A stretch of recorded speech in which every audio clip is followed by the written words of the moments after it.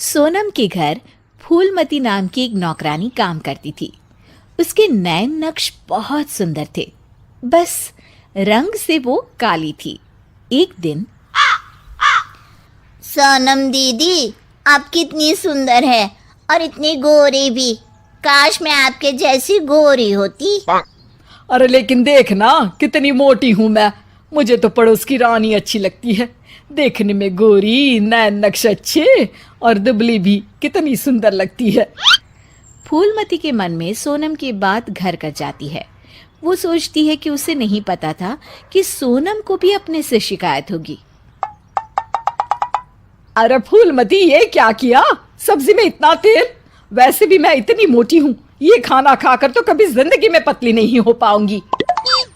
अरे दीदी, मैं तो आपकी जैसी होती तो कोई शिकायत ही ना थी।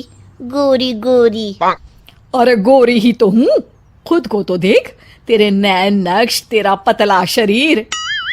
फूलमती, कोई भी खुश नहीं है इस दुनिया में अपने रंग रूप को लेकर। किसी का कुछ न कुछ छूटा ही हुआ है। हाँ दीदी, लेकिन काली तो काली ही होती है ना। अरे शायद तू नहीं समझेगी। काश मैं भी रानी की तरह होती। अच्छा चल, आज रानी खाने पर आ रही है तो कुछ अच्छा बना लेना। तभी वहां रानी आ जाती है। रानी दुबली पतली गोरे रंग की महिला होती है। दोनों सहेलियां बैठकर गप्पे मार रही होती है कि वहां फूलमती खाना लेकर आती है। अरे रानी दीदी, आप कितनी सुंदर है। काश मैं आप ही की तरह होती तो कितना अच्छा होता। शुक्रिया फूलमती, लेकिन तुम्हारे नैन नक्श तो बड़े ही तीखे हैं। हाँ दीदी, लेकिन हूँ तो काली ही ना। वैसे तो मैं भी वो सामने वाली वंदना को देखकर सोचती हूँ कि काश मैं उसके जैसी होती। है दीदी, आप भी अपने से खुश नहीं? ना ना, मैं तो बहुत खुश हूँ। बस जरा लंबाई, काश मेरी लंबाई वंदना जैसी होती तो कमाल हो जाता। फूलमती उन लोगों को खाना देकर वहां से चली जाती है। वो सोचने लगती है, अरे ये क्या, मैं तो सोच रही थी कि सोनम दीदी सबसे सुंदर है, लेकिन लगता है सोनम दीदी कुछ नहीं। अब तो मुझे वंदना से मिलना पड़ेगा। देखो तो सही कि वो क्या चीज़ है। एक दिन मौका देखकर फूलमती वंदना के घर जाती है और उसके दरवाजे की बेल बजाती है। हाँ बोलो, क्या काम है? मैं ना एक काम वाली हूँ और घरों में काम करती हूँ। क्या आपको किसी नौकरानी की ज़रूरत है? हाँ हाँ, ज़रूरत तो है, लेकिन सिर्फ झाड़ू के लिए। वो क्या है कि पोछा मैं खुद लगाती हूँ, जिससे मेरी फिगर मेंटेन रहती है। दीदी, एक बात बोलूं, आप कितनी परफेक्ट हैं। मतलब आप में तो कोई कमी ही नहीं है। सुंदर शरीर, लंबी हाइट, गोरा रंग।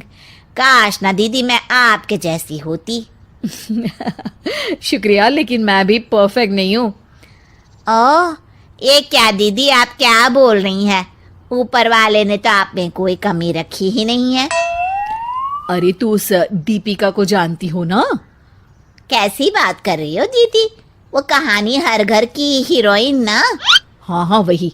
उसकी त्वचा देखी है, कैसी दमकती चमकती, और कमर तो कितनी पतली है, हाय। पर दीदी, वो तो हीरोइन है, हीरोइन। वो तो पैदा ही ऐसी हुई होगी। हाँ वही तो, उसको तो भगवान ही ऐसा बनाया होगा, सुंदर, चमकता और दमकता। फूलमती सोचने लगती है, अरे ये क्या, आकांक्षाओं का कोई अंत ही नहीं है। कोई खुश नहीं है खुद से। हर किसी को किसी और जैसा दिखने की चाह है। अब तो किसी ना किसी तरह दीपिका से मिलने जाना होगा, लेकिन कैसे? फूलमती एक दिन दीपिका के घर जाती है, जहां उसका बॉडीगार्ड दरवाजा खोलता है। कौन हो तुम और यहाँ क्यों आई हो? मैं ना मैडम से मिलने आई हूँ, कोई बात करनी थी। अरे चलो चलो यहाँ से, ये कोई धर्मशाला नहीं है जो बात करने के लिए आ गई मैडम से। तभी वहां दीपिका आ जाती है। अरे भैया आने दो, फैन होगी मेरी। फूलमती दीपिका के पीछे पीछे उसके घर के अंदर चली जाती है। मैडम, आप तो इतनी सुंदर हो जैसे कि कोई गुड़िया। हाय हाय, त्वचा तो ऐसी जैसे कि मोम। मैडम, काश मैं आपकी जैसी होती। अरे मैं काफ़ी परेशान हूँ अपने रंग रूप को लेकर। एक ही जिंदगी और उसमें भी भगवान ने मुझे ऐसा बना दिया। दीपिका को फूलमती की बात परेशान कर देती है। वो उसे पास बिठाती है और फिर कहती है, देखो, मैं भले ही सुंदर हूँ, लेकिन उसे बरकरार रखने के लिए मुझे बहुत मेहनत करनी पड़ती है। मतलब मेहनत क्यों और कैसे? मैं खाने पीने में हर वो चीज़ नहीं खा सकती जो तुम खा सकती हो। मैं धूप, पानी, हवा, धूल से दूर रहती हूँ, नहीं तो दाने निकल आते हैं। ना जी ना मैडम, मैं तो सारा दिन घूमू हूँ। बारिश में भीगना तो मुझे बहुत ही अच्छा लगे है। अरे महंगी महंगी क्रीम, पाउडर जिस दिन मैं लगाना छोड़ दूँ ना, तो देखो कैसी बुढ़िया सी शक्ल हो जाएगी मेरी। अरे मेरे ये सुंदर होठ, ये तो मैंने सर्जरी से करवाए हैं, जिसका मुझे बहुत ज़्यादा ख्याल रखना पड़ता है। दीपिका की बात सुनकर फूलमती वहाँ से निकल जाती है। वापस आती है सोनम के पास और काम करने लगती है। अरे फूलमती, क्या हुआ? आज बड़ी खुश लग रही है।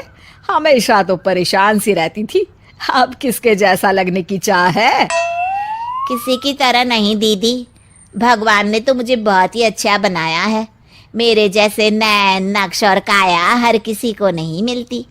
मुझे ना तो कोई महंगी क्रीम लगानी पड़ती है और ना ही खाने पीने में कोई परहेज करना पड़ता है। मौसम कोई भी हो, मैं तो पूरे मजे लेती हूँ।